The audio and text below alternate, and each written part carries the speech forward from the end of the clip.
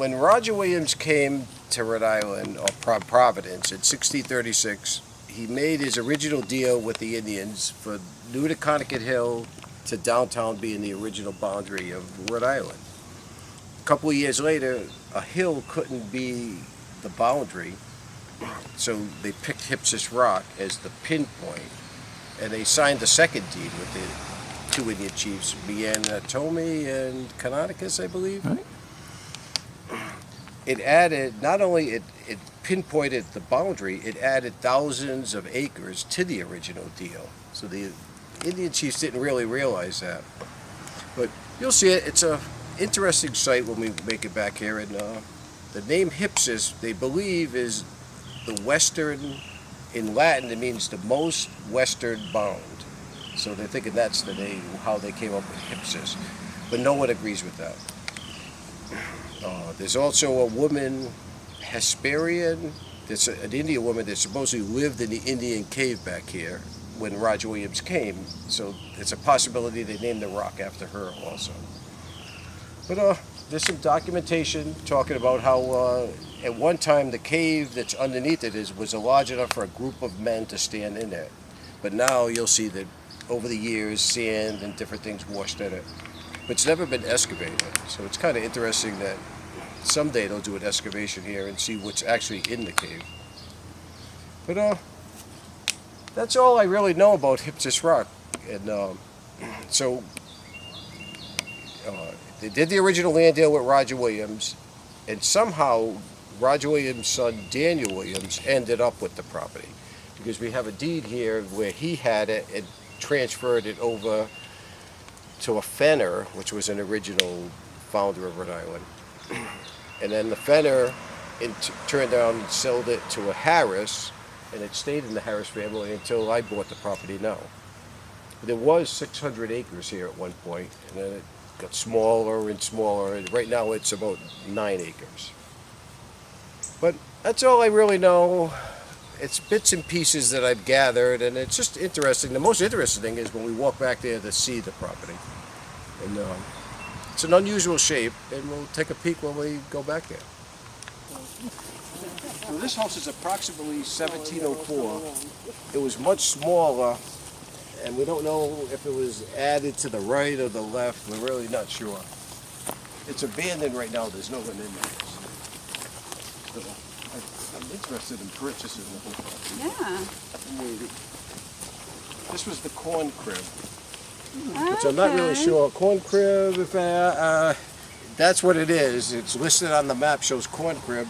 I'm assuming in the winter you pick the corn and just put it in there. The barn burnt down. That's a reproduction barn that was put in the 1980s. Okay. So it's actually new, or pretty relatively new. Nicer than the house.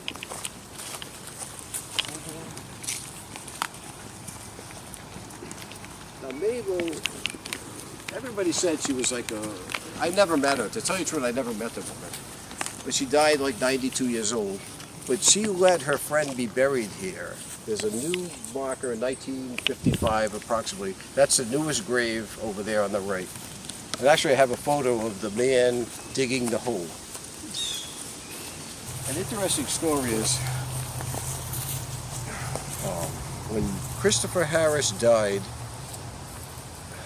he gave half the house to both of his sons, that house there. For whatever reason, your name was still on the deeds, but he gave half the house, first floor, second floor, to one son, and half the house, first floor, second floor, to the other side. And in the deed, which I have the deed there, says you can share the stairway, you can share the well, like it's actually in there. And then one of the brothers ended up buying out the other brother.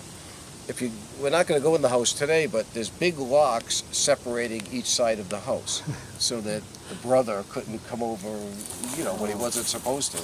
And we never knew that until we got the history of the house, the deeds on it, that showed that. It was odd. I mean, they didn't give first floor, second floor. They gave half of the first floor and second floor. The other cemetery is not restored. There's trees laying down in it, a lot of broken stones, very ornate stones too.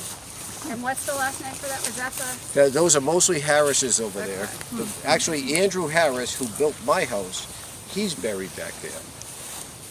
So they weren't totally like enemies or whatever, the Harrises and Atwoods, because they ended up burying him in that cemetery later. So all those posts that you saw in the cemetery were probably quarried right on the property right here. And you can see that there's some broken ones that didn't make it through the quarry, so I know that's what they, what they were quarrying. But there's a granite quarry right there, maybe past those couple of trees. But here's Hipsis Rock. Oh, wow, look at that. You didn't even see it. That was an Indian spiritual site, and I always say it's shaped like a pyramid. Like I don't know, it's probably just a coincidence, but it's odd that it's shaped like a pyramid. Well, yeah, but it looks like that piece up top is sitting in a... Well, it came down. That came down, and actually David Robinson, the state archaeologist who's Yeah. now retired, he thinks that fell like in the 1500s. You could tell by the Was light. this the cave entrance? Yeah, This well, one? well, It that was could under have, there, that but could have that been... rock used to be up when it came down, and Yeah. they do have an idea of like what year it fell. It didn't fall that long ago. It could have been an earthquake, too, that probably. Quickly. Yeah. Somebody keeps emailing me. I would never This sell up in them. Massachusetts near That's it. Concord. Concord, that's it. yeah, Concord. And Do they know what kind of rock it is? it came from Canada during the Ice Age. It's a glacial erratic. It was in the big mile of ice that was coming across, and then when it melted, it dropped down here. So if you look at it, it's very unusual. See how it's pockmarked like that? That's common in Canada, supposedly, in this type of rock granite. It's some Well, type you of know, granite. this piece here looks like a keystone for a piece up there. It's like, It's all, well, they think it was one big one, yeah, at one time.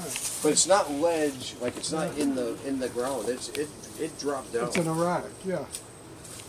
Is that what erratic means? Looks like this. Well, Yeah, it's separated from whatever bed it was part of. And Oh, kids did this. And Yeah. sometimes they swear words and we'll Yeah. spray black paint. I should try to get rid of is it. this where the cave was? It is the cave there. It's never been excavated. And if you look around here, they used to have powwows here in the early 1900s. There are easily find arrowheads here, but they were made during the powwows. Like so, they're Indian arrowheads, but they were made just for demonstrations. And different people will poke around, and you'll see them. They're around, especially after it rains. You can see So, given that this was here 12,000 years ago, arrowheads. the chances are very good that lots of people have been in this location for thousands of years, at least some of the time. That's not, But do you know of any native settlements nearby? Is there a source of water? well, the water. There was a brook that we crossed over. Yeah. That's about it. There's none that direction. There's no evidence of any other Oh, location. actually, there is a spring. There's a spring, not on this property, on the right, there's a spring that's constantly flowing. Yeah.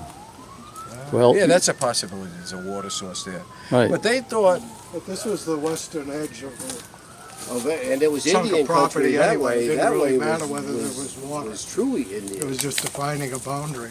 Oh, for the Yeah. colonists Yeah. and for Roger, but I'm saying For the thousands Indians. of years ago, rocks like this often had great significance.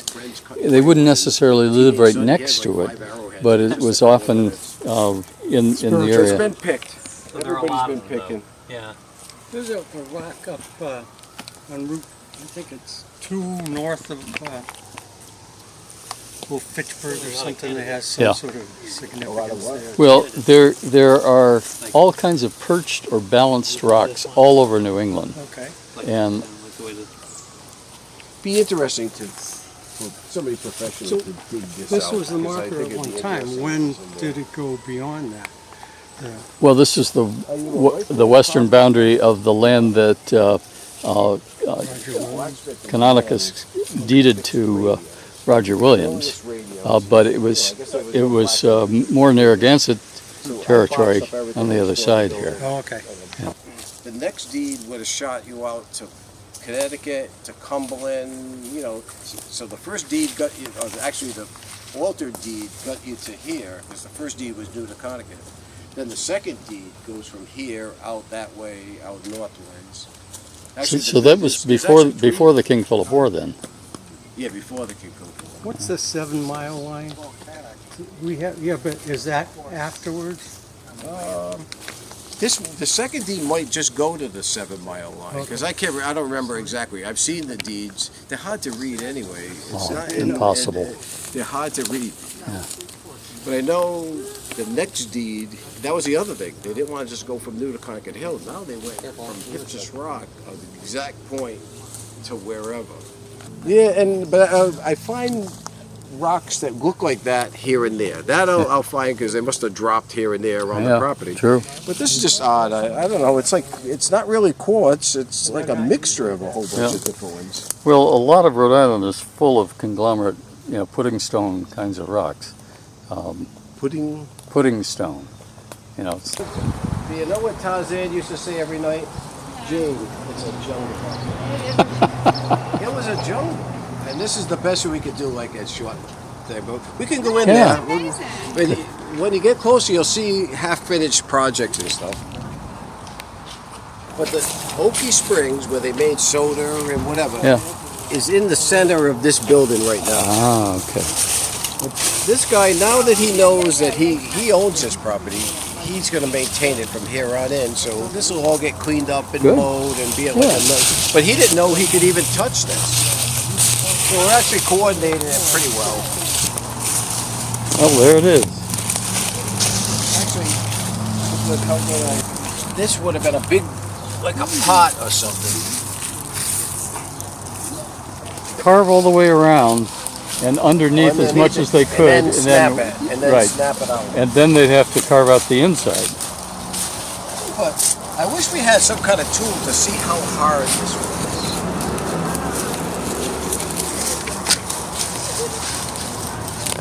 This will all be cleared, for people to view it, hopefully.